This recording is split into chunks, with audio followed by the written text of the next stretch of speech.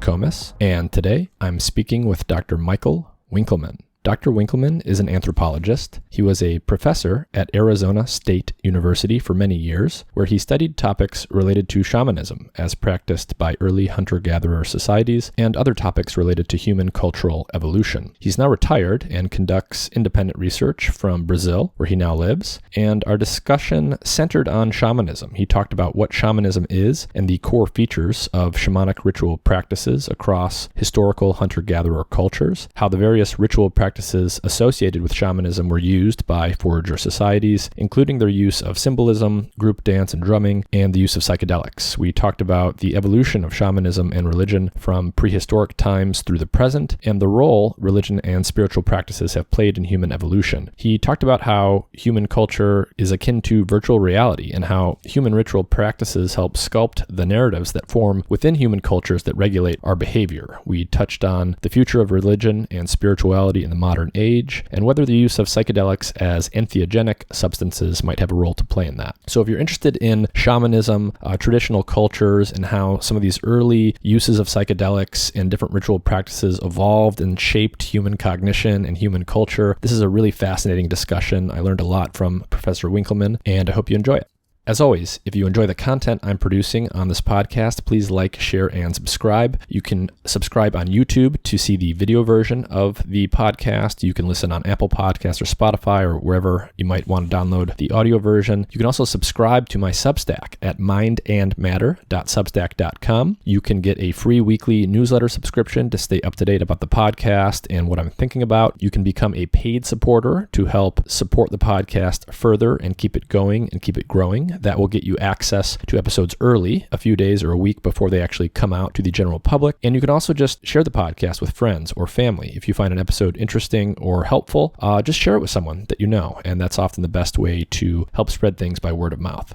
This episode is supported in part by the Amino Company. They specialize in making science-backed amino acid products that you can mix into any drink. Their products contain a mixture of essential amino acids, the building blocks of proteins in the body, as well as other nutrients including minerals like iron and electrolytes like potassium. Your body is constantly repairing damage, and your muscles and tissues need the right mix of amino acids and nutrients to do this effectively. One thing I like about Amino Co. is they actually conduct clinical trials to determine what their products really do. They have a variety of formulations engineered for different purposes, and my personal favorite is one called Heal, which has been shown to be 3 times more efficient at triggering muscle growth and repair than other protein sources. It helps maintain healthy inflammation levels and preserve muscle mass during periods of inactivity. I mix this product into the water bottle I bring to the gym and consume it before, during, and after my workouts, and I have felt a noticeable difference in my performance during those workouts and my recovery times from soreness and fatigue afterwards. Their products are keto-friendly, soy-free, vegetarian or vegan, gluten-free, and non-GMO, so they are compatible with almost any diet or lifestyle. You can support the podcast and try Heal or any of their other products by using the discount code MIND when you visit aminoco.com/mind. You will get 30% off your purchase. If you work out regularly or do intensive exercise, I recommend trying AminoCo's products. I get a lot of companies reaching out to me about advertising, and I only end up using and liking a small percentage of the products that I see. So check out aminoco.com/mind and use the code MIND to try these products today for 30% off.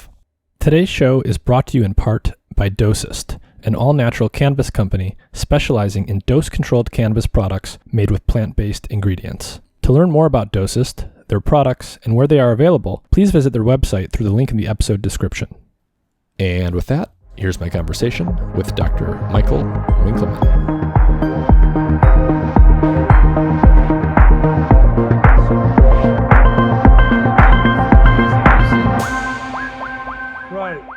State of Guayas, outside of a little town called Pirinópolis. And are you down there temporarily, or is that where you live now? Well, for the last 13 years, it's been where I've lived, so it's not very temporary anymore. Oh, wow. And where did you move from? I lived in Phoenix at the time, and I retired in 2009 and bought a house here in 2010 with the 1 year period there being a Fulbright that I did here studying the ayahuasca religions, Santo Daime, Sam, and particularly Unión de Vegetal. Interesting. And so what were you doing before Brazil, before you retired? Well, for 20 something years, I was in the Department of Anthropology at Arizona State. Later, it became the School of Human Evolution and Social Change. So I did a lot of teaching there, mostly medical anthropology, ethnic relations, intro to anthro. Ran a few programs, a field school program down in Mexico and Ensenada for the summers, and involved with administration of medical anthropology and public health programs, and doing some research then and publication. But since I've retired, it's been a little bit easier to stay on the publication side. So I don't know if I'll get a chance to tell your listeners elsewhere, but if they want to find articles related to what I do, what I publish on, they can go to ResearchGate and search under my name, Michael Winkelmann, and you'll find most of the articles I've written are there. Plus, some of the books are also available there. Yeah, no, we'll definitely direct people that way. What would you say if you had to summarize your overall sort of research interests throughout your career? How would you summarize that for people? Well, I guess I would say is understanding the intersection between psychedelics and shamanism over human evolution. So from, way before we were ever, really modern human beings, where did our ritual origins come from? How did psychedelics play a role in the evolution of those capacities? How did that end up being shamanism, and what happened to shamanism under the course of sociocultural evolution that led to its demise? And what is shamanism? How would you define it? Okay, well, I mean, unfortunately, shamanism is just about everything today. People use it for just about any ritualist, any alteration of consciousness, any spiritual practice. I would start off by saying that rather than defining it, I provide a characterization of what were the ritual practices of foraging societies.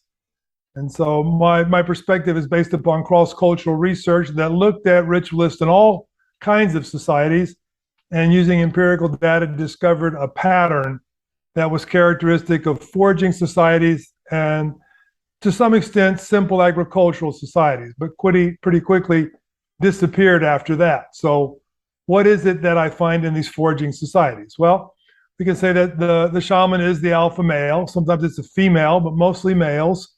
They're the leader of the group in many different ways, because they're the spiritual leader. They're the person that has the most power. Their power comes from a series of experiences and training. Normally, they're thought to have been selected based upon unusual experiences, experiences of spirits, visions, hallucinations, various kinds of abnormal experiences, including illness, disease. And that is interpreted by their group as a call from the ancestors for them to become shamans. So they often experience this call from their ancestors in visions and dreams, and then they undergo an arduous period of training. It involves being alone in the wilderness, undergoing prolonged fasting, sexual abstinence, taking powerful natural substances, emetics, sometimes obviously psychedelics. And during that formation, they have a kind of death and rebirth experience at the hands of animals. They have the experience of being attacked and killed by animals. And subsequently, the animals put them back together, reform them, incorporate themselves into the new shaman to give the shaman powers. And the shaman then has these animal powers, including the ability to transform into an animal, sort of an experience that is the basis of what we would call their soul journey, a belief that during altered states, the shaman gets to leave the body and travel in animal form. They do community rituals. Everybody in the entire community participates. It's like every 2 to 4 weeks or so, everybody gets together at nighttime. The entire community sings and claps and chants. The shaman dances and sings and engages in a struggle with the spirits, enters into the spirit world, eventually goes into a period of laying down. He's covered, cared for by assistants, and enters into the spirit world to journey, to find out information, to contact the animals for hunting, to find out why someone's sick, to recover a lost soul, to take retribution against a sorcerer from another group. But this sort of encompasses the range of things that I found in foraging societies around the world. This complex begins to quickly fall apart once we have agricultural societies. The relationship to nature starts to drop off some, although animals are still important as their powers. They're doing individual family-based healing rather than community-wide healing. And they start to lose some of their other features, for instance, related to their capacity to kill, because shamans are thought to be able to kill people. They have this sort of attenuation of many of the features that eventually ends up being healers who heal through rituals that elicit placebo effects and don't have much to do with altered states and nothing to do with animals. So in terms of, what is shamanism? Well, my sense is that there's this core set of characteristics of hunter-gatherer societies that should be called shamanism. It persists to a certain degree in simple agricultural societies, but disappears by the time we have chiefdom-level societies. And today, much of what is called shamanism doesn't embody the core features of what was characteristic of foraging shamans. Michael Horner, an anthropologist, has put forth a notion of core shamanism that he thinks extracts these core features, but they explicitly, disavow certain aspects of it. For instance, using psychedelic drugs, or to, kill people, to use your power for harm. It's not all of what was core shamanism. It's certainly not community-based. And much of what is called shamanism today, I would say, is some kind of spiritual practice. It may be mediumship.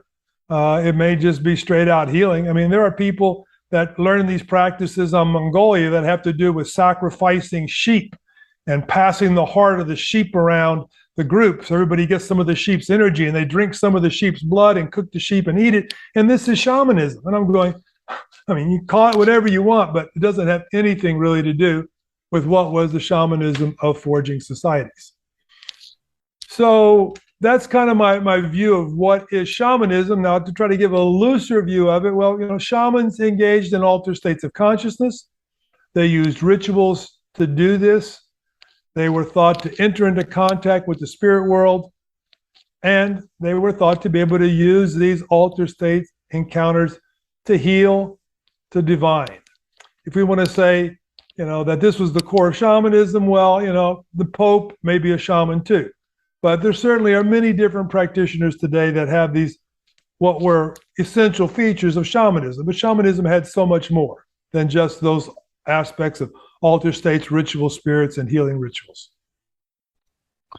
So how would you, in some ways it sort of sounds like shamanism maybe we can think of as an evolutionary antecedent to some of the more traditional forms of religion that we associate with post-agricultural civilizations. How is shamanism similar to and different from organized religion in the modern sense? Well, clearly shamanism was a form of ritual and spiritual behavior before organized religions. Now, whether or not you want to call it a religion depends on your definition of religion. But I think anybody who tries to understand the origins of religion without going through shamanism, hasn't gotten back to the roots.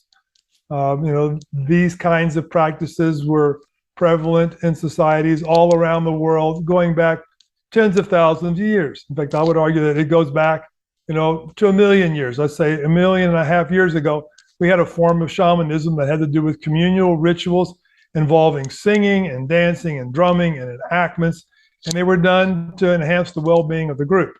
Now, is that religion? Well, to my notion, it's at least a precursor to religion. Some people want to define religion in terms of, you have to have, a doctrine and a scripture, and you have to have an ecclesiastical organization. Well, that's, post-agricultural, post-state forms of religion. I think that we have to understand what were these primordial forms of religious behavior that existed before we got these, great big, traditions that, span millions of people and have to do with, formal organizations of priests that have, thousands and thousands of members. So what's the big difference? Well, I think one of the big differences would have to do with the altered states of consciousness. Shamanism lived and functioned through altered states. Monotheistic religions aren't too fond of altered states of consciousness. They're rare, incidental, but not necessarily focused on unless you're in one of the mystical branches. You're a saint or a reclusive monk, but you're not the ordinary practitioner. Spirit relations. The shaman went into the spirit world, had relations with animals that were the fundamental of the forms of spiritual power. Monotheistic religions have this high God, and they definitely don't emphasize going into the kingdom of heaven until you're ready to die. Okay, we stay here in our world and we hope that the spirits will do something for us. Shamans could force the spirits to do what was needed to be done. Religion asks God, and if God wants it, well, maybe God will do it for us. The shamans engaged in this kind of healing process that was based upon notions of recovering lost souls, removing sorcery, these kinds of concepts. This is not part of religion. Even in the early forms of religion, it was more about your soul ascending to God. That was sort of like the supernatural healing process. It wasn't anything about recovering soul. And then we could go on to the little details about the sorcery, about the entire communal engagement. But even things like the singing and dancing and drumming. I mean, religions keep some aspects of that, but they're normally weak, diminished forms compared to shamanism. Interesting. Michael, do you think it would be possible to just talk into the computer instead of using the headphones? Is this going to work okay? Yeah, that works. All right. Excellent. Yeah, okay, so this is really interesting. So, I have heard in the past people characterize the shaman in traditional foraging societies as someone who's sort of an eccentric part of the tribe that literally sort of lives on the periphery. But it sounds like what you're saying is that in most traditional foraging cultures with a shamanic tradition, the shaman is the leader, is actually a central part and not only part of the leadership of the tribe, but it sounds like these shamanic ritual practices weren't, once a year or once every lunar cycle or something. They were actually every couple of weeks, perhaps. Is that what you're saying? Right. Well, I mean, to start with your first comments about, the shaman being at the margin of society, the peripheral society. I mean, that can also be true and the shaman still be the leader. I mean, a lot of cultures, like they were scared of their shamans and they were happy if they would just sleep a little bit further away. And of course, the shamans were in touch with the animals, so they were, going to be further away from the group's, sedentary location. They were often intergroup mediaries. They were going to be in touch with other groups.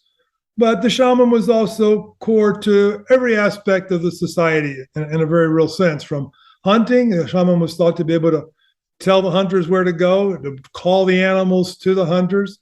The shaman was central to the cosmology, how they viewed the world. The shaman engaged and acted, produced, created this dynamic relationship with the spirit world, including imitating the animals, becoming these animal powers. The shaman was, a mediator of their cosmological system, how they understood the universe. So in that sense, yeah, I mean, shamanism, I think, was core to, the global dynamics of belief and healing of pre-modern societies. And so in traditional foraging cultures with a shamanic tradition and the set of ritual practices, what were the sort of social problems that shamanism tended to be aimed at solving for the group?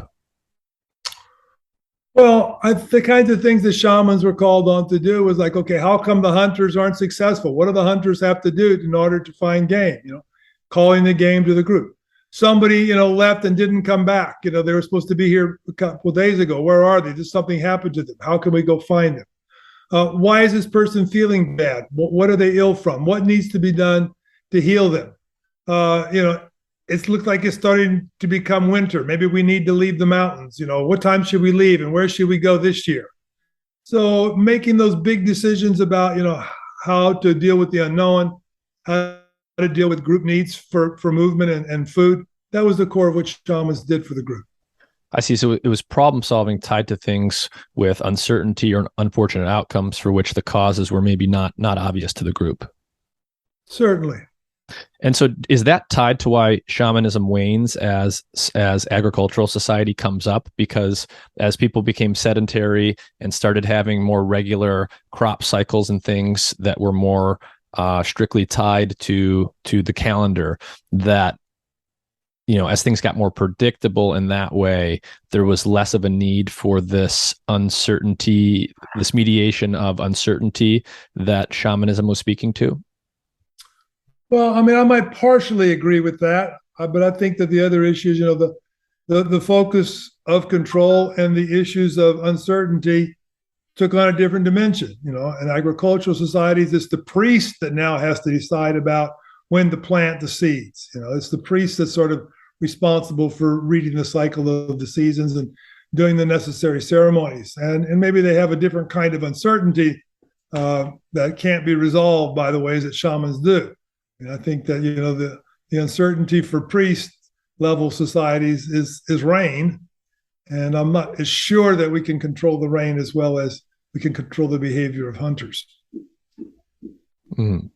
And so where does this importance of animals come into it? You seem to be emphasizing a lot that the shamans were focused very much on animals, both in terms of, hunting, how to find them and how to hunt game, but also connecting with animals at that spiritual level where, they have rituals where they are apparently embodying animal spirits and using this to probably predict the movement of animals and things like this. So what does this tie into the animal world that seems to be so central? Well, I mean, they were very important aspects of the environment. On a day-to-day basis, you encountered animals. Animals were important for food. They were important to be avoided if they were predators.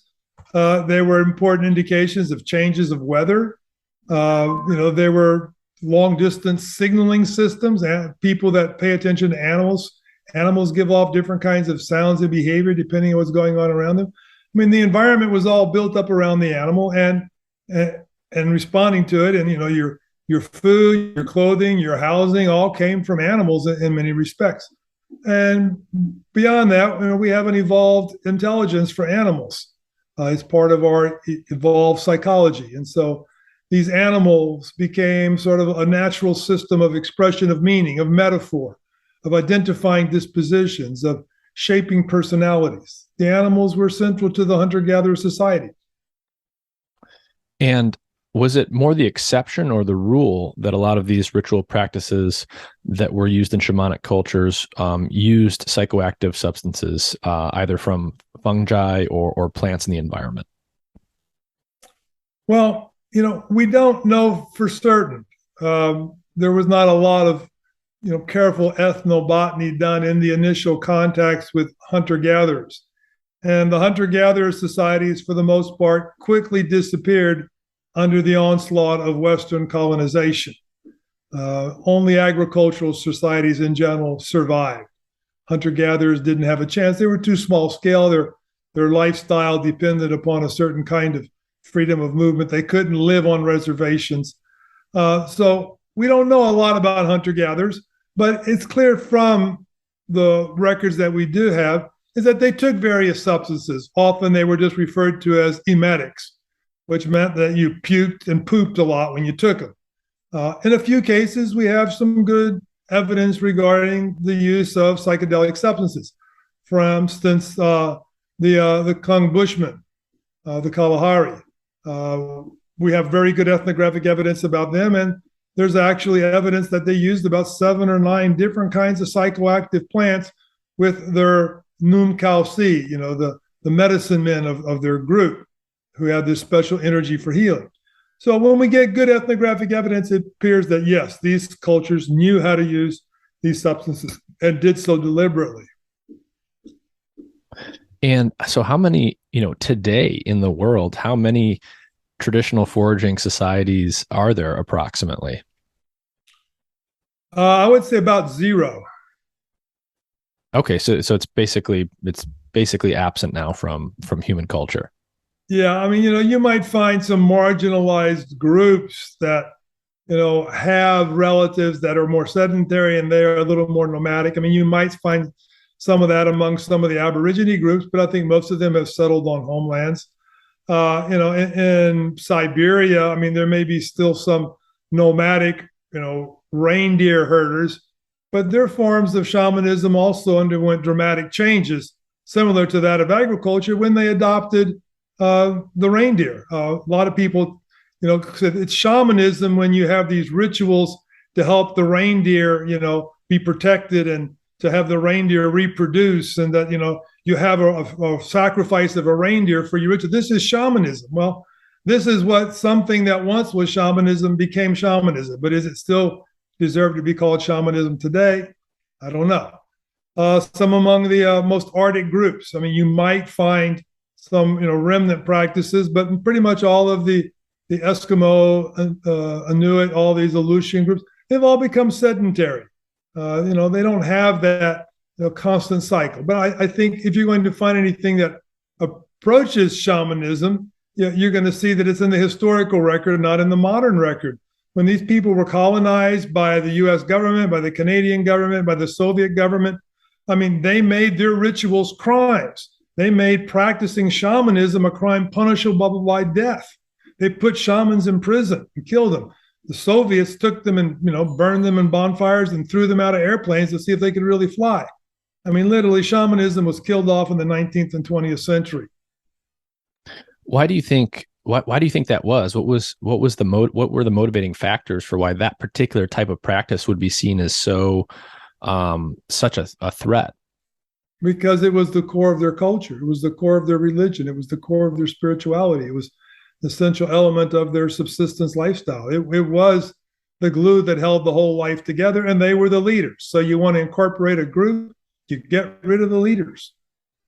I see. And so it sounds like, based on what you've said so far, that shamanism or something like it, was basically probably the rule for groups of hunter-gatherers from potentially over 1 million years ago, all the way up until we started having agricultural societies. How old is shamanism, and how can you sort of talk about a little bit about, like, what do we look for in the archaeological record to try and discern that when we don't have the ability to speak to people, and we have to figure it out indirectly from things that happened in the deep past? Yeah, but that's always been a challenge.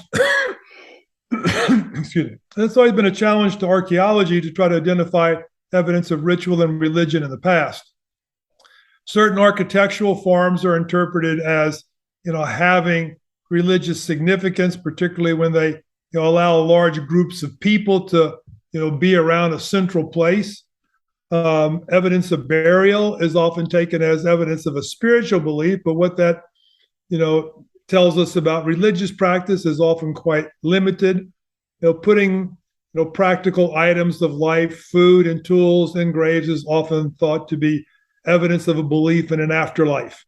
What do we, find for shamanism? Well, I think I'll just sort of go back. I mean, first, we see these patterns of behavior briefly reported in the ancient historical records about, group activities that had to do with singing and dancing and drumming and the animal powers. Pretty good indication it was shamanism. When we get back into just strictly the physical record, well, evidence of rituals inside of caves is often inferred to be some kind of shamanic ritual. Paintings of human beings with mushrooms is taken to be evidence of shamanic practices. Rock art of humans flying, taken to be evidence of shamanic beliefs or abilities.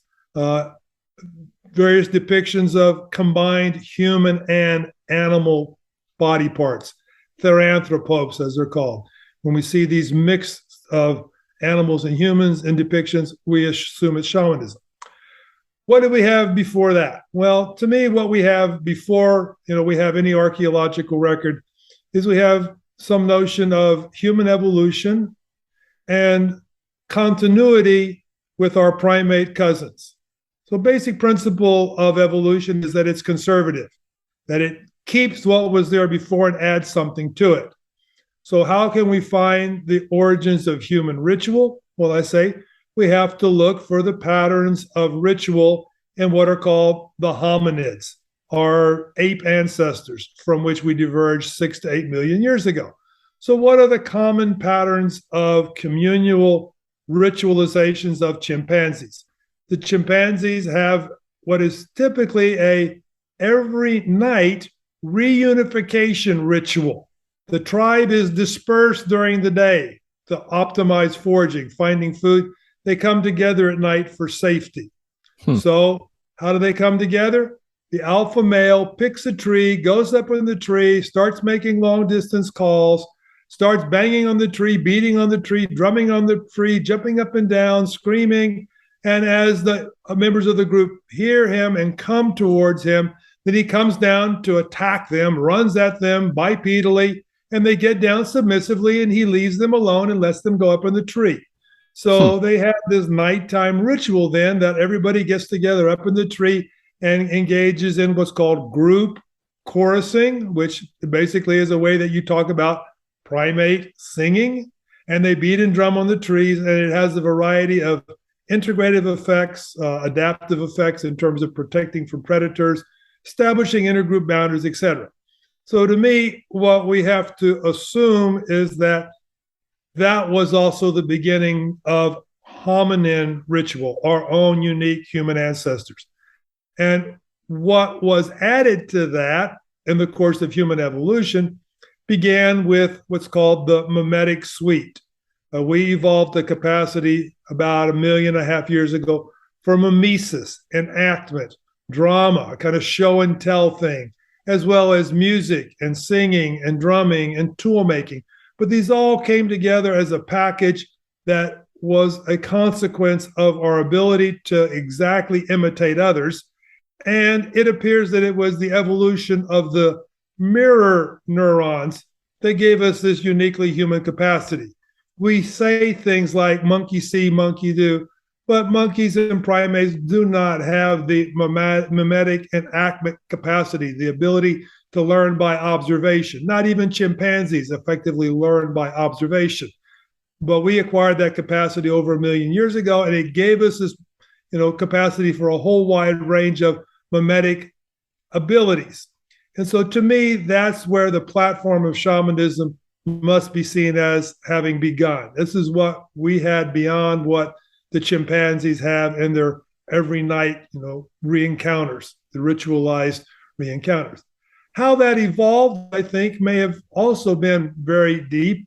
Some of the key aspects of shamanism would include things such as the out-of-body experience. And I've pointed out that this embodied experience is a mimetic experience. It's an experience of the expressed body. So I think once we had a mimetic capacity, then ritual and psychedelics would have enabled us to have out-of-body experiences like shamans have. So around 1.5 million years ago, something clicked. We became, a shamanic-like society and culture.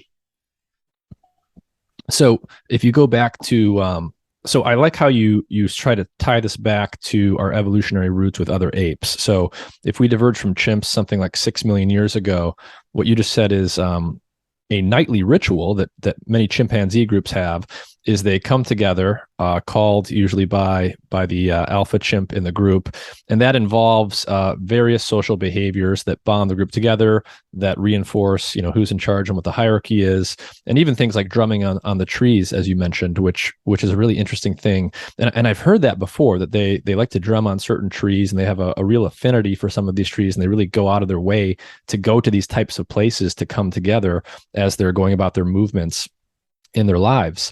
And so if you have that kind of level of group ritual behavior 6 million years ago, and then somewhere after that, up when you start seeing like cave paintings and things, you mentioned the things that we often see in these cave paintings, like the people with mushrooms, the people flying, or the half animal, half human hybrids. What's the timeline there? When do some of those earliest cave paintings with those kinds of depictions start to come online, and where do we first see those on the globe? Well, I think those kinds of rock art paintings around 50,000 years ago, I think the best examples are from Europe, but it was likely occurring in this way around the world at about the same time. Actually, I have 3 chapters in here that look first at the evolution of ritual, second, the evolution of spiritual concepts, and third, the evolution of shamanic altered states of consciousness. And all of these together sort of provide an overall model of how we got from our hominid-based shared with the apes to what became the basis of a pre-modern religious system. And are you familiar at all with the work of Lee Berger looking at Homo Naledi and some of the early hominids like that? No, I'm not. What does he have to say? Well, I forget the exact timeline, but there's this recently discovered hominid species called Homo Naledi, which they found the remains of in a cave in South Africa. But what's super fascinating, and I talked to him on episode 38 of the podcast, he's a paleoanthropologist, is this was a very small species of hominid. It lived not that long ago. I don't want to quote the number because I don't remember exactly, but it had a much smaller. 1 million years ago. Yeah, I think that sounds right. But it had a much smaller cranium than we do. So its brain was very small. And yet, despite having the small brain and what you might assume comes with that, what they found is a bunch of remains of many individuals deep inside of a cave system. And it doesn't appear that the bones were brought there by bears or cats or predators. It doesn't appear that a flood washed the bones in there. It appears, for all intents and purposes, that these bodies were brought there. And the implication, if that's true, is that this species with a relatively small brain compared to ours, 1 million years ago, potentially or more, was ritualistically, burying the dead or placing the dead deep inside of these caves. And of course, that begs the question, how did they get into the cave? Well, they must have had a fire. And I wondered if you had followed that story at all, because it sort of speaks to how old some of these ritual practices could be. Yeah, well, I mean, I think that burial may have been a practice that emerged long before other kinds of healing rituals, for instance, because burial is a very important practice for hygiene and reducing, predator presence. So, but it sounds like, deep inside of a cave, well, maybe they were trying to bury it, but we, need to have good evidence that this wasn't just some kind of public health measure. I see. So it's at bare minimum, you want to be mindful of what you do with the bodies of the deceased, simply to prevent yourself from spreading disease or attracting predators who might want to come take advantage of that. Really? And so when do we think, based on these cave paintings and these other things, do we think it's very likely that humans were using things like psychedelic mushrooms and other forms of psychoactives coming from the plant world or the fungal world, fairly deep in human evolutionary history? Well, I think that we should presume that our exposure to psilocybin began, 5-6 million years ago. When we left the arboreal environment and headed out onto the savanna, we were very quickly scavenging from the carcasses of bovines. Eventually, we were hunting them, following them around, trying to kill them. Mushrooms grow out of the feces of bovine, and pretty much all the equatorial zone around the world and well up into the temperate climates, you find mushrooms that are psychedelic. Animals can't ignore mushrooms, and given their nature, I think that a very early evolutionary adaptation, a food way, a medicine way, began to distinguish among, what kind of mushrooms you can eat and feel good with and feel full, what kind, your brother ate and died and you don't want to ever do again, and what kind gave you these incredible visions and all of these enhanced perceptual capacities and different social and emotional dynamics. So I think probably 5 to 6 million years ago, humans began to be affected by psilocybin, if for nothing else, incidentally, which is to say, we were eating it from time to time and figuring out, what these things were. I think we would have been motivated to eat them because of the relationship between psilocybin and the serotonergic stress mechanisms in the body. We have a stress mechanism that's sort of an endurance mechanism, putting up with bad stuff. And we have a stress mechanism that's like, we're going to change something about what's going on here. Either I'm getting the hell out of here or this problem is going to be resolved. And it's that creative response to stress that's stimulated by serotonin 5-HT2A, which is stimulated by psilocybin and the other, similar psychedelics. So I think, for millions of years, we were incidentally using these. And somewhere along the way, they became incorporated into ritual deliberately. Exactly when that happened is not clear yet, but I think eventually we'll be able to show that these kinds of selective effects upon the human genome and human evolution probably began about the same time, long before the evolution of mimesis. I see. So do you think that, the use of psychedelics or other psychoactives, it's just a piece of this sort of a group bonding mechanism that was really important for maintaining the types of social cohesion that would have been necessary for hunter-gatherer groups just to survive and compete in, throughout evolutionary history? Yeah, well, I think that, the psychedelics certainly enhance social relations, interpersonal relations. We know that from contemporary research on the clinical effects. I think they also went way beyond that in terms of perhaps giving us our first understanding of symbols. We have this bad habit of referring to these experiences as hallucinations, but anybody who studies them is very clear that these are important sources of information. This is a visual thinking system. This is a mechanism that provides information that's often not easily available to the brain, except in dream states. And that this kind of perhaps origin of symbolism through psychedelics has to be given serious consideration. Could have been, the original symbols were these visual symbols that came about under these experiences. And then we tried to figure out, what is my brain telling me? What do these visions and this information and these things I'm seeing mean? What should I be doing with this?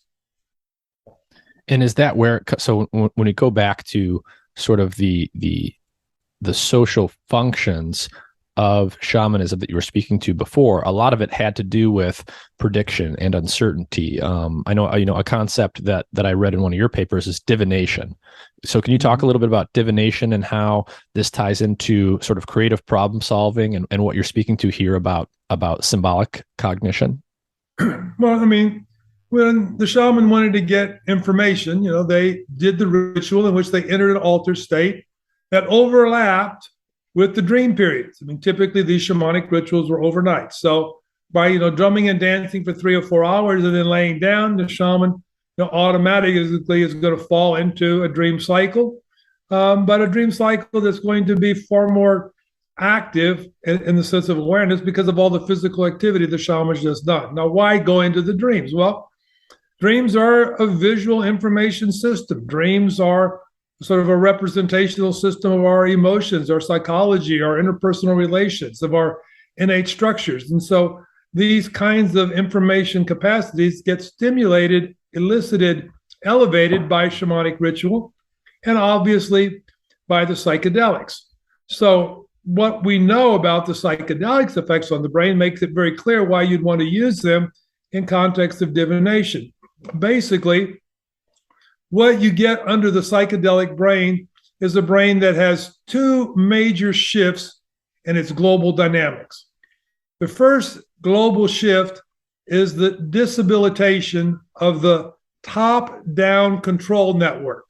So the prefrontal cortex that sort of sits between the frontal brain and the mammalian brain is disrupted, taken offline. And then the default mode network, which sort of connects to the prefrontal cortex and to all these other areas of the brain, particularly personal memory and our learning and things like that. This gets taken offline too. And these are the 2 parts of the brain that basically run the show for the most part. The frontal cortex when we're in control, and the default mode network when we're like not paying too much attention and sort of daydreaming. And what the altered states induced by psychedelics do is take these 2 parts of the brain offline, partially through habituation of the serotonergic mechanisms. The second phase emerges, which is a bottom-up dynamic in which the ascending serotonergic networks that come out of what we can call, the reptilian brain, these ancient parts of our behavioral brain, and project up into the mammalian brain and the frontal cortex. These are getting activated, and they're getting activated in ways that are manifested in an ascending theta wave discharge. Theta wave cycles that pump from the bottom of the brain to the top and bring up with it, liberate all of this information that's our unconscious brain that's normally not allowed access to consciousness. And then under these conditions, what's happening among all these normally repressed aspects of the brain is we're getting an enhanced interconnectivity between these different parts of the brain. And so instead of just the frontal brain telling you what to look for, all these aspects of the brain that are normally unconscious are, one, given ascendance, and two, being integrated with one another. And so this integration is like a synesthesia. We're putting different sensory cognitive capacities together. And I think this explains, for instance, why under the effects of psychedelics, seeing aliens and entities is so prevalent, because among our innate intelligences, our intelligence for social others, for inferring their thoughts, called mind reading, for assuming their roles, called socialization, including these innate capacities for understanding animals. And what we see in shamanism is all of these social modules and the animal module are getting integrated together to produce these animal powers. In the modern world, the animal part gets dropped off, but we still have these highly intelligent beings that have some important messages for us. They're trying to tell us what to do. I think that reflects the liberation of our ancient brain systems. Oh, I see. So what you're saying is basically that the imagery people see today that involves things like entities or aliens or whatever, the imagery that people would have very potently seen historically as hunter-gatherers, things to do with, animals and stuff, it has to do with their brain trying to understand how all of these players in their ecology are actually working. What are the animals actually doing out in the world, and what can I understand about them? What are the people in my group doing, and how can I understand how to interact with them? And so this involves not only sensing these things through direct perception, but using things like mimesis and imagination to put yourself in someone's shoes, or try to imagine what which way the buffalo are going to go, or what have you. Yeah, certainly the psychedelics enhance this capacity to elevate and integrate these unconscious modules. And I think the integration part is what's so important here, because what we see in the context of altered states of consciousness, of shamanism, is this integration of capacities that are normally thought to function relatively independently. And so these ancient spiritual experiences really are a sense, an elevation and expansion of our innate capacities to perceive social others and further thoughts. And we can extend that to nature. So as you were saying, to understand how all these things put together to provide explanations. And this leads to mythology, the creation of accounts about why these things are connected. Even if the accounts aren't true, they're giving plausible meaning to people's life. I see. So even if these narratives that emerge, these mythologies, aren't literal accounts of history, they reflect the kind of symbolic cognition that is necessarily involved in integrating all of these different information streams together about how the world around you is actually working, the social world and the natural and the physical world. Right. I think that's important to point out. This is not just how they're working, but how they're interrelated that the altered states and shamanism give. And you talk in some of your work about niche construction and how humans occupy what you refer to as the sociocognitive niche. So can you talk about that in the context of shamanism and early human evolution? What is that niche, and why is it so special for humans in particular? Okay, well, let's just start off with the concept of the niche. Sometimes people ask, do we live in a virtual reality? Well, yeah, we do. It's called culture. And humans have probably lived in a virtual reality for millions of years. And perhaps the most important part of that virtual reality is just understanding how it is that we relate to the environment. And this is the notion of the cognitive niche as a capacity to create a model, and then the cultural niche, the specific model that's created.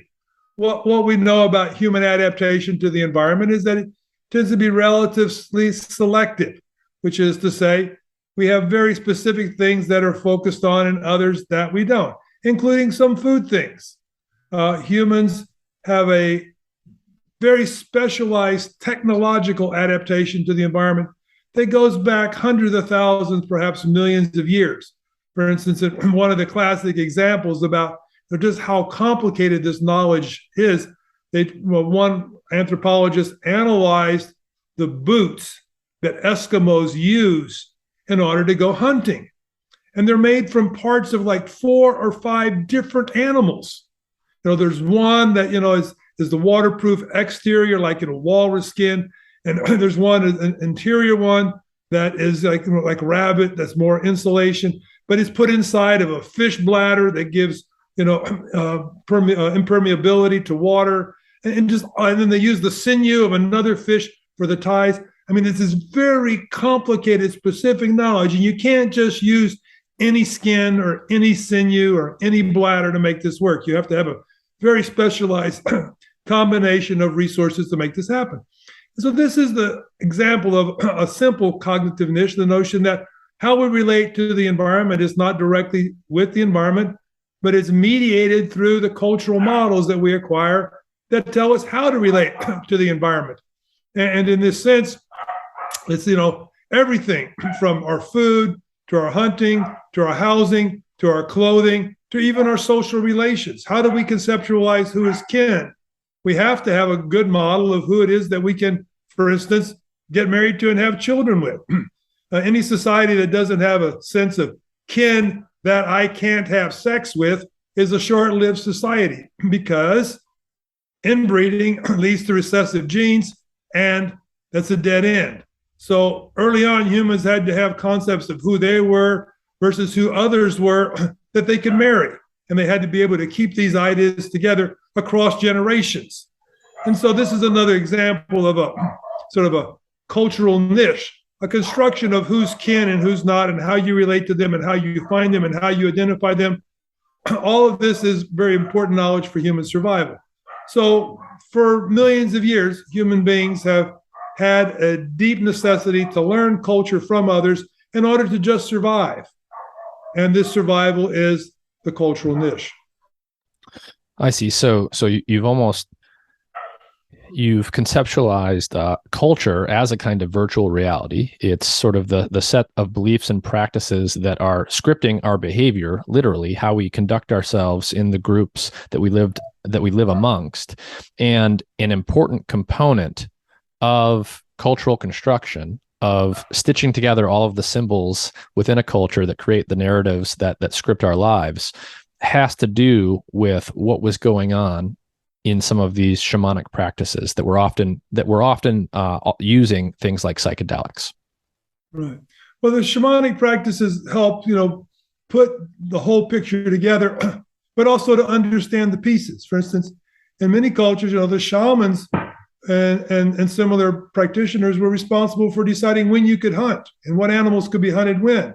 And careful analyses of these suggest that there were often a lot of different taboos that were designed to protect pregnant females and females shortly after birth. Those are the most vulnerable ones, and those are the ones that you got to leave alone to make sure that the group is going to be able to reproduce and survive. So controlling relationships with the natural world was part of what shamanism provided too, as well as the whole psychosocial dynamic of, feeling that in spite of all the threats that you faced, things were going to come out okay.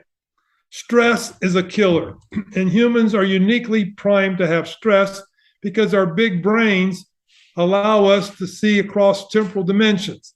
They say when the lion's chasing the antelope is in total stress mode.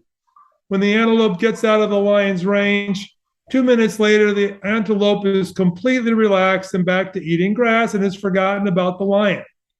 The human never quits thinking about the lion.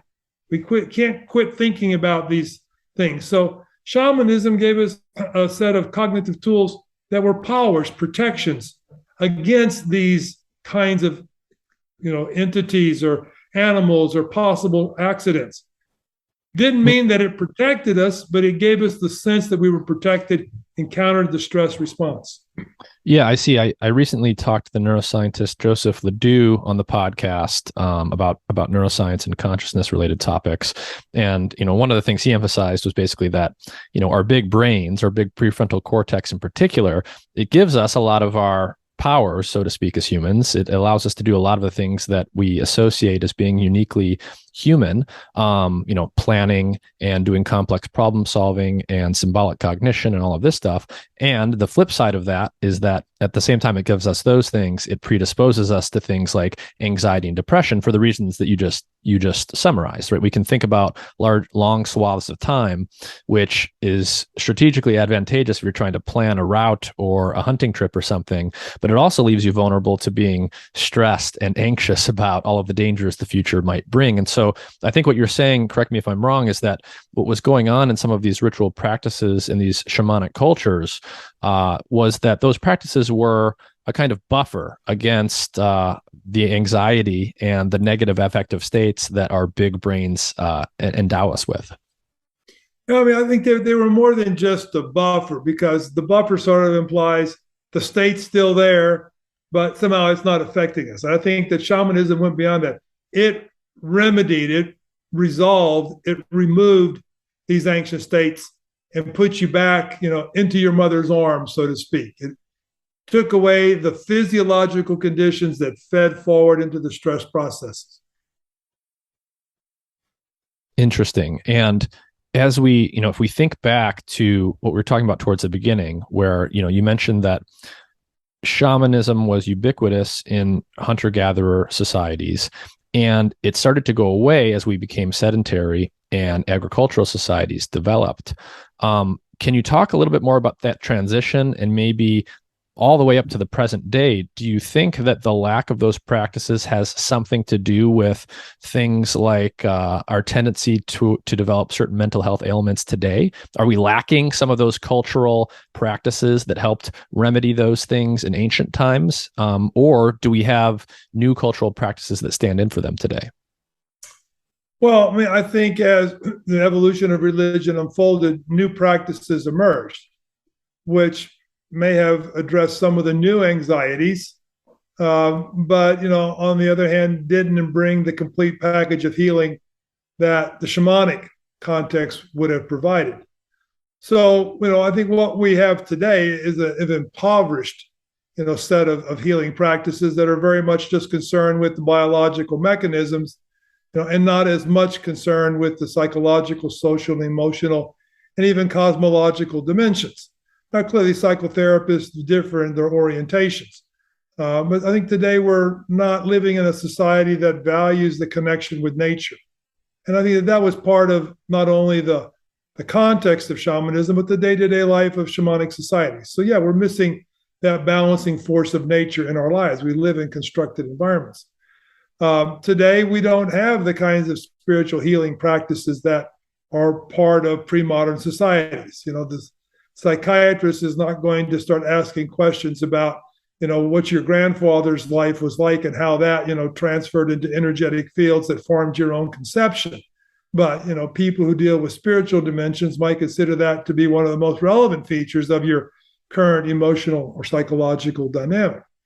So today we don't have the same tools that the shamans provided. We don't, give people the same opportunities to enter into these profound alterations of consciousness where we have contact with these inchoate aspects of ourselves, our animal selves, our animal being. I mean, I think the power of this notion of the triune brain is that, you got a reptile inside of you, you got a monkey inside of you, or, you got basically the brains that they have and the same kinds of emotions and social reaction patterns that were part of our phylogenetic evolution. And I don't think we're effectively addressing this aspect of what may be both our ancient evolved physiological self and our evolved spiritual nature. I don't see those two as necessarily being distinct from one another. In fact, I think in many ways, what's reflected in many aspects of spiritual belief is an effort after understanding these inchoate aspects of our being, these aspects that existed before language and that process beneath language networks, but are still a core part of who we are, how we behave, how we feel, how our bodies feel, etc. And that the spiritual understandings, in many cases, I think, are trying to get at these deeply embedded aspects of our self, of our being, of our animal nature that are ignored, repressed in the context of modern society. Do you think Do you think that's related to why so many people today that have like high dose psychedelic experiences with things like psilocybin and other drugs, they often describe it as being inexplicable, beyond language, beyond comprehension, and yet it feels more real than real? Is what's going on there basically that in the drug state, in that altered state, you have discombobulated all of the higher order linguistic circuits and systems in the brain, but there's still something underneath there, and that is, the ape and the reptile inside of you, as you put it.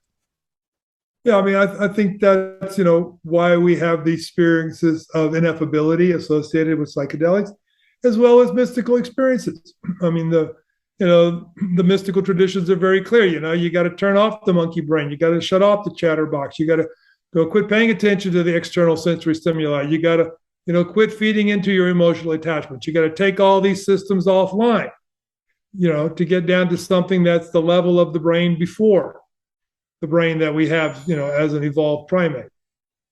So, yeah, I think today we don't have, access to those technologies that make us comfortable entering in those spaces. I mean, people, have freak out experiences over ego dissolution. They should be happy, they should be happy that they're having an ego death, that they're getting to connect with some more, embedded aspect of the total being that they are. Do you think because of the arc of human evolution has had the shape that it's had, and because we no longer have, things that were doing what these old shamanic practices were doing, do you think that's why things like psychedelics are having a renaissance today, and why things like yoga and meditation have started to become more popular? Are people sort of trying to piece together some kind of cultural practice that will do actually what those practices were doing for our ancestors? Well, certainly to an extent. I mean, I think, we have to put it in the broader context of, societies and cultures always are going through, sways from one extreme to the other extreme. And I mean, this happens globally. It almost seems like, the shift from, right-wing conservative governments to left-wing liberal, democratic governments seem to almost follow the same patterns around the globe. It's like we're all in these cycles. So that's got to be part of it. I mean, the other part has to do with, this exposure availability. I mean, we lived in a world now in which, we truly have, access to global culture and to traditions around the world. So we have more information available to us. But yes, directly to your question, I think that, this engagement with psychedelics, with yoga, with meditation, with shamanism is all part of this cultural movement of a much bigger amplitude, back towards an engagement with whatever is this spiritual aspect of our nature. It's clear that, capitalism and materialism, in the modern, worldview, have not found ways to meet human needs, even for the economically well-off, rich, and powerful. We need more than just the material side of life. And certainly these things you referred to are helping bring in these other dimensions. So how did you even get into studying in this field? What brought you in this direction? Well, I'm going to have to write my autobiography someday, I guess. I keep starting it on podcasts like this. I really have to go back and say that I had, a lot of very traumatic kinds of experiences during early childhood that induced altered states of consciousness. I mean, ranging from the possibility that I was, a brief victim of the paperclip Nazi experiments on a military base. I smothered accidentally at around the age 1. I was probably deliberately smothered around the age 3. I drowned around age 4, had a life review experience. I fell and cut my head about age 4 and had 4 stitches, 10 needle punctures put through my skin with no anesthesia. And, with 4 people holding me down on an operating table. I went into a severe, regression after that. I didn't even want to get out of bed. I think I escaped into some other world. This is all before 5 years old, and wow, this gets more interesting after that. So if, you want to have a reason for it, that could be a lifetime reason. I've had a meditation teacher tell me that I was a fallen avatar in a past lifetime, if you want to add that dimension to it. My natal chart says that I'm going to excel in, bringing science to the study of spirituality. So, those are just, layers of experience that coalesced my freshman year in college, taking LSD and reading Carlos Castaneda and discovering shamanism. So, in some sense, it all makes sense, but it was a unusual trajectory, or maybe not so unusual. I mean, you might have to go through the kind of shit I went through to follow this kind of path. Well, I know that was just the cliff notes, but that's already quite a story. Who was that author that you just mentioned? I don't recognize that name. Carlos Castaneda? Yeah. Okay, well, he was a renegade anthropologist who wrote a series of books in the 60s and 70s and 80s that was considered to be a major force in the cultural shift towards an engagement with the reality of the supernatural. He wrote books that sold millions of copies and came to be seen as a kind of cultural icon of the supernatural and shamanism and psychic powers of psychedelics, even though I don't think what he did constituted shamanism. But yeah, you show your age by not knowing who Carlos Castaneda is. So then you were at Arizona State for many years as a professor, and you mentioned at the beginning while we were chatting that you're in Brazil now. So what are you doing in Brazil, and what's that been like the last few years? Well, I mean, we're in Brazil, but we're not of Brazil in a lot of senses. I mean, when we got ready to move here, 13, 14 years ago, my wife asked me, well, how are you going to deal with, Brazilian government and society and bureaucracy? And I said, as little as possible. And, it began with when I had to get a driver's license, I paid someone to do everything for me. I never ever presented myself at the driver's license bureau, So, but being here, what am I doing here? I guess I'm continuing my academic career and reading and writing, publishing. I'm a gentleman farmer. Is one way of looking at it. I've got like 1,000 fruit trees planted on a piece of property that I pay someone to take care of, more or less. I'm trying to build a fruit orchard. But I guess the other part was that my drive came from many different levels, beginning with future of humanity, future sociology class as an undergraduate that said, the shit's going to hit the fan, before the end of my lifetime. A half dozen spiritual experiences that set me on the path to go to Brazil, and the good fortune to figure out how to pull off an early retirement and be able to leave academia and come down here and live my own life without, the kind of bullshit that I was having to put up with at Arizona State. Yeah, no, I mean, you're definitely not the first person to say something like that and to want to sort of get out of the academic bubble. Why'd you pick Brazil of all places? Well, I'd say Brazil picked me. People here ask me, why'd you come to Brazil? I said, God sent me here. Oh, okay. All right.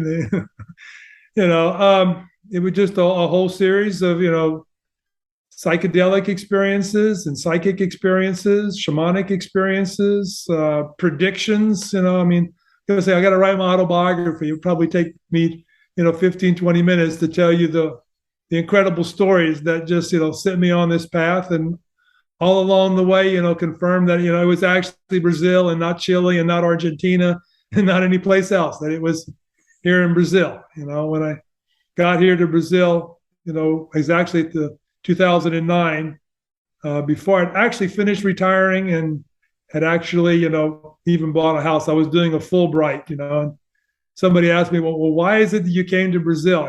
So I was like, okay, well, I'll tell them the story. And they go, oh, I see. You're one of the chosen ones. And it was that day that I discovered that I had settled down at one of the points of the spiritual triangle of Brazil. Well, do you mind sharing the story that prompted that answer?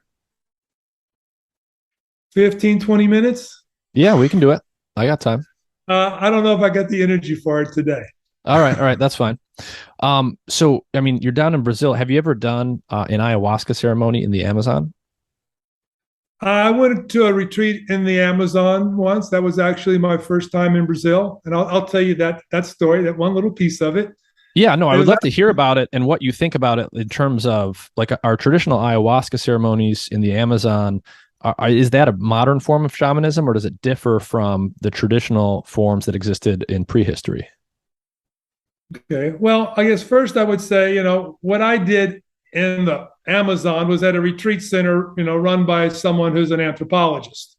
And there's nothing about traditional Amazonian shamanism in what he does, although he was in fact trained by an ayahuasquero who practices, the indigenous traditions of Colombia. So he has some notions of what these are, what they involve. But today I don't think that there's much of those practices left. If you look at the kind of traditions among the vegetalistas of Peru, you'll find something that's relatively close to shamanism in some respects, although in others it's not, but it does have some of those elements. On the other hand, I mean, people will call, some of the ayahuasca churches, Santo Daime. They'll call that, oh, this is, ayahuasca shamanism. But if you look at, how the padrinos are formed and how they practice, I mean, they don't go through a death and rebirth experiences by necessity. They don't go out in the wilderness seeking powers from animals. Their power comes from praying to Jesus and Mary and God and the saints. They don't engage in soul recovery for the most part. They're doing other kinds of healing. They're not thought to be sorcerers or thought to be able to kill people. I mean, what is involved in ayahuasca healing today with these churches, maybe deserves a special term, but I don't think it, really reflects in any significant way the dynamics of shamanism. I see. Yeah, you emphasize a lot this idea of really connecting with nature and connecting with animals. And in the cave paintings, you can see all those human animal hybrids. By coincidence, I recently watched the movie The Northman. Have you seen that? No. There's a lot of depictions of basically shamanic practice in that movie where people are becoming wolves and acting out things like animals. And I was just wondering if you saw it and you thought that was a reasonably good depiction. No, one of the things that I missed as a child, although I didn't really miss it, was television. I didn't have a television as a child. I never learned to watch television, and I can't even watch videos. They're just too slow for me compared to the written words. So one of the cultural anomalies. Thanks to my mother and father, who thought it was just a bunch of garbage and I'd be better off reading. So that's what I did. Well, I was intrigued by your notion. You said earlier that people often ask the question, is it possible we're living in a simulation? And you said yes, it's called culture. And I would love if you could expand a little bit more on this notion of culture as a kind of virtual reality, or culture as a scripting mechanism that effectively programs human behavior, and where that comes from. Well, I mean, there's been a long-standing tradition in anthropology of sort of trying to weave our way between the concepts of, linguistic relativism and linguistic determinism. But it begins with the idea that, language is the medium through which we know and experience the world. Trying to experience the world apart from words is one of these, lifetime challenges of meditative traditions, trying to get away from this network of signification that defines for us not only what's out there, but how it's related. And so language is the most fundamental way in which our reality is created, our understanding of what is out there is formed. It's such a key aspect of modern consciousness that there are philosophical traditions that debate whether or not you can even have consciousness without language. And that is how deeply embedded in the human psyche language is understood to be to many people. So, can we perceive things outside of our language system? Certainly. We can come up with little examples of that. But it's far more easy to show examples of how fundamentally and powerfully language forms our basic conceptualization of what's out there in the world to even be known by human beings. And so this is the beginning of this virtualization of the world. We understand the world through our language. I guess the next level would be we understand the world through our personal history, through our habits of conceptualization and labeling and attributing meaning and significance to what it is that we recognize in the language system. That's another level in which a virtual reality is created. A woman's on an elevator feeling happy after lunch, and a black man gets on and she's clutching her purse over in the corner without even thinking about it. I mean, she's got this network of signification that she can't even rationally think about the black man in the business suit with a diamond ring. All she sees is the black guy getting on the elevator, and it triggers a deep, conceptual framework that was probably caused by some trauma or fear in the past. We go beyond that just to our unconscious, how our unconscious perceives and processes the world. We have this very complex brain that's constantly receiving all kinds of information and making decisions about it. And hardly any of this information ever makes it into consciousness, but it still will be driving our decision-making processes. So modern cognitive neuroscience can monitor various aspects of our brain and tell us that, the unconscious brain made the decision a couple seconds before the conscious brain says, okay, I know, and says something. We don't get much information. And just to drive this point home with one of my favorite examples, before I say, how does your butt feel right now? You probably had no idea about how your butt was feeling unless you're sitting on a tack or you got hemorrhoids, okay? The butt sensations are always there, but they're not part of consciousness. But that's, part of the levels of information processing that shapes and forms consciousness. And then we get down to our sensory systems. I think that modern science will tell you that we probably, as a human, sensory organ, with all of our senses, can only pick up about 5% of all the electromagnetic, vibrational, light, acoustic energy that's available out there. We only got a very slim slice of what reality is to work with to start with. So all these are basically, the limiting factors between, what's out there and what's right here in consciousness. That's the virtual levels of virtual reality. And we actually spell this out in this book, Supernatural as Natural. I'll come back to it later when you have another question. But we talk about, how understanding reality really is these series of limitations that have been placed upon us. And in many cultures, religion was one of those.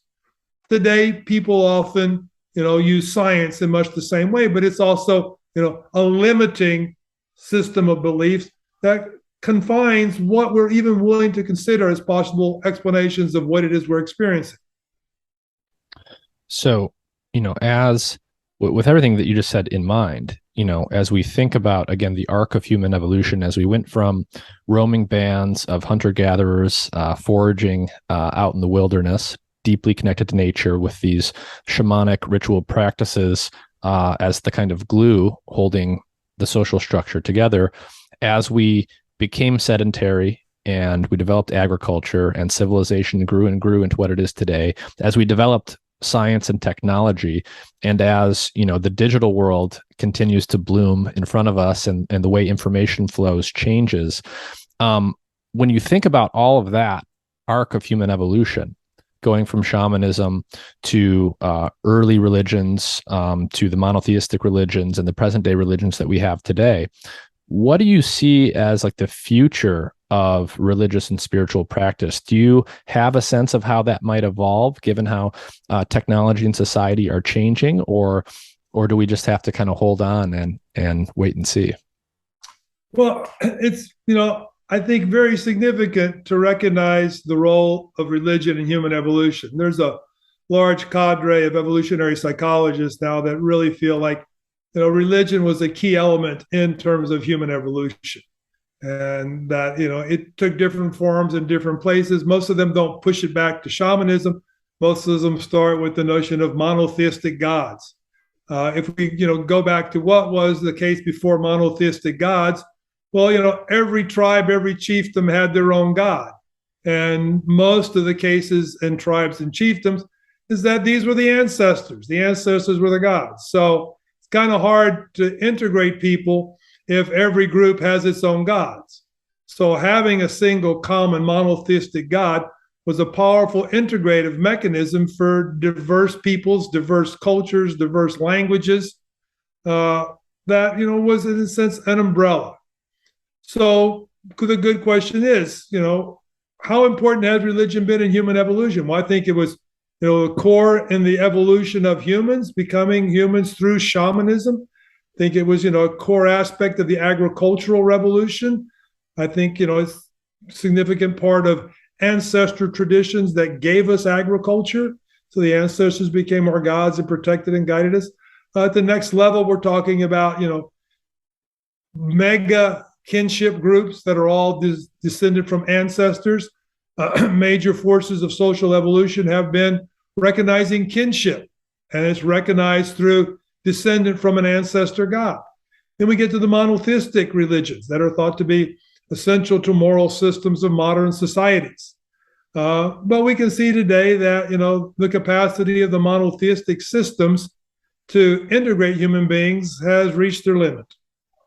Okay, Muslims are not going to become, Catholics. Catholics are not going to become Baptists. Baptists are not going to become Lutherans.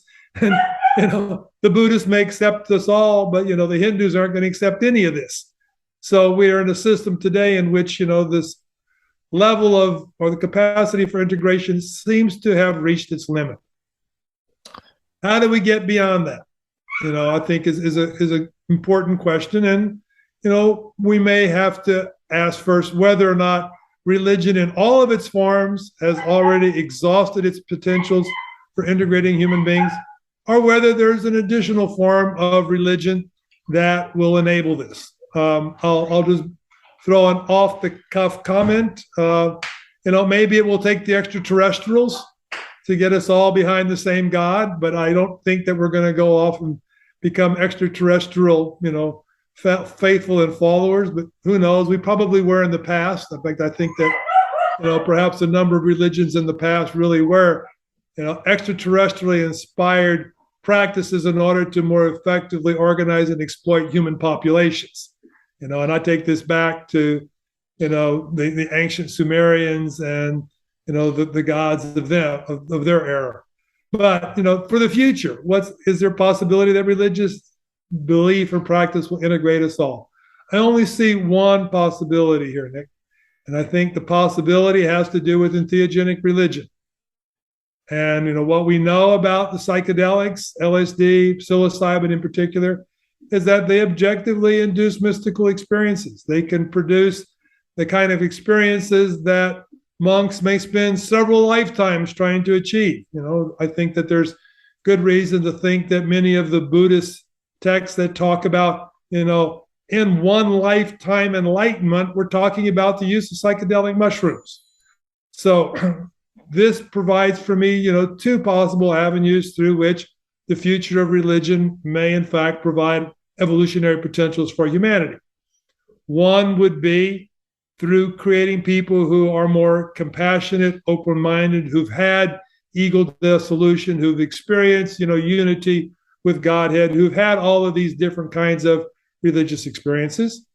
The second path may be through being able to bring together people of different religions. For decades, I thought, man, we ought to take the leadership of the Palestinian Liberation Organization and, Israeli leadership and, their rabbis, and make them have a series of 2-week-long ayahuasca retreats together. And, have them experience this, have them experience it together, have them try to begin to work out their differences. Maybe, some kind of psychedelic, spirituality can help humanity overcome these differences. And then the third point I'd make about this is, there's been a long-standing tradition of the entheogenic origins of Christianity. I mean, John Allegro's book, The Sacred Mushroom and the Cross, postulated that there were, in fact, Amanita cults at the basis of Christianity.